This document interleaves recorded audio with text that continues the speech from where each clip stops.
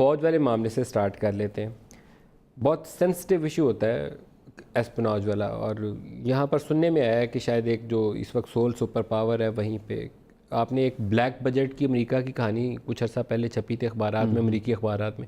اس کا دنیا میں سب سے بڑا حصہ جو ہے وہ ہمارے علاقے میں اور خاص طور پر پاکستان کے اوپر سپینڈ کیا جاتا ہے, اور بلیک بجٹ میں یہی اسپناج وغیرہ کے لیے CIA کا بجٹ. تو یہ شاید اسی کا شاخسانہ ہمیں نظر آتا ہے. اب بسم اللہ الرحمن الرحیم, یہ فرینکلی کہہ نہیں سکتے نعیم صاحب, کیونکہ ظاہر منظر عام پہ تو یہ ساری چیزیں آئی نہیں ہیں. ہمیں تو یہ پبلک چیزیں تب ہوئی ہیں جب سزا سنا دی گئی ہے, اور وہ بھی کسی تفصیل میں نہیں بتایا گیا کہ کیا ہوا کیا نہیں ہوا. جتنا آپ نے سرسری طور پہ ابھی بات کی اتنی ہی جو ہے وہ رپورٹ ہوئی ہے.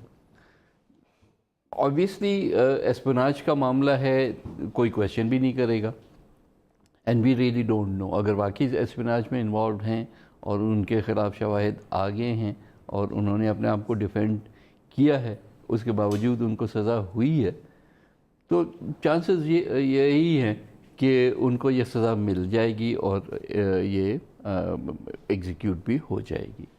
اب اگر یہی چیزیں دوسرے ملکوں میں جب ہوتی ہیں تو تھوڑی زیادہ پبلک ڈومین میں انفارمیشن آتی ہے, تو یہ پرسیپشن جو بنتا ہے نا کہ جسٹس از بینگ میٹڈ آؤٹ, وہ پرسیپشن کو اسٹرینتھن کرنے کے لیے یہ ضروری ہوتا ہے کہ ہم یہ سب کریں. یہ نہیں ہے کہ یہ ہمارا پرائیویٹ معاملہ ہے اور ہم نے اس کو نپٹا دیا. یہ ضروری ہوتا ہے کہ ہم جو ہے پبلک میں بھی ایک کانفیڈنس بلڈ کریں. تو اس لحاظ سے آئی تھنک وہ تو ظاہر ہے انہی کی ڈومین میں آتا ہے, اور یہ جو بھی آرمی ایکٹ وغیرہ جس میں بھی ان کو ٹرائی کیا ہوگا اسی پہ یہ ساری چیز بیسڈ ہے.